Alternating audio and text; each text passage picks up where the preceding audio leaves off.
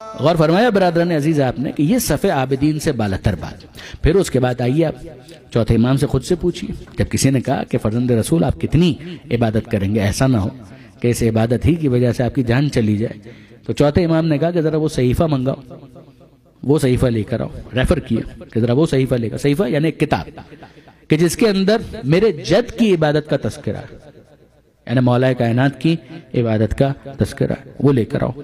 جب وہ لایا گیا تو وہ پھر کھول کے چوتھے امام نے اس میں سے کچھ صفحات پڑھنا شروع کیے اور آنسو بہاتے جاتے ہیں اور کہتے ہیں کہ کسی کی مجال ہے کہ عبادت کے اس درجے پر پہنچ سکے جہاں پر میرے جد فائز تھے. مولا کائنات کا ذکر ہو رہا ہے. اور پھر ایک دفعہ علامہ جوادی کا جملہ ہے، وہ کہتے ہیں کہ واقعاً چوتھے امام کو حق ہے. اچھا، یہ لفظ چوتھے امام نے دربار یزید میں بھی استعمال کیا.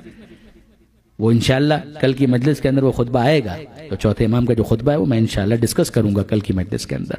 مگر آپ اس کے اندر دیکھیں گے کہ چوتھے امام نے یہ لفظ، یعنی وہ لفظ جو چوتھے امام کے لیے استعمال ہوا ہے فرشتے کے ذریعے سے کہ زین العابدین، عبادت گزاروں کی زینت، اور چوتھے امام نے بالکل یہی لفظ استعمال کیا ہے مولا کائنات کے لیے.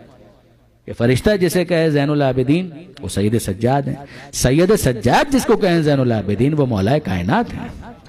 غور فرمائیے گا برادران عزیز، اور یقین جانیے برادران عزیز کہ حق یہی ہے کہ چوتھے امام یہ کہیں کہ کسی کی مجال ہے کہ کوئی اس مرتبہ عبادت تک پہنچ سکے جو میرے مولا، میرے جد کہہ رہے ہیں، میرے جد اور میرے مولا ان کا مرتبہ عبادت ہے، وہاں تک کوئی پہنچ سکتا ہے. اور حق یہی ہے اس لیے کہ یہ تو سند پیغمبر نے دی تھی مولا کائنات کو کہ جب جا رہے تھے خندق کے میدان میں تو کیا کہا تھا، اور پھر اس کے بعد جب لوٹ رہے تھے تب کیا کہا تھا.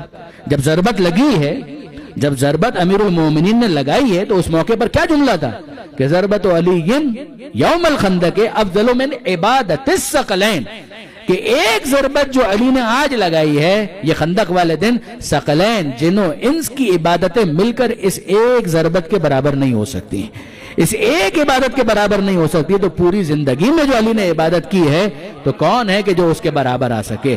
درود بھیجئے محمد و آل محمد پر.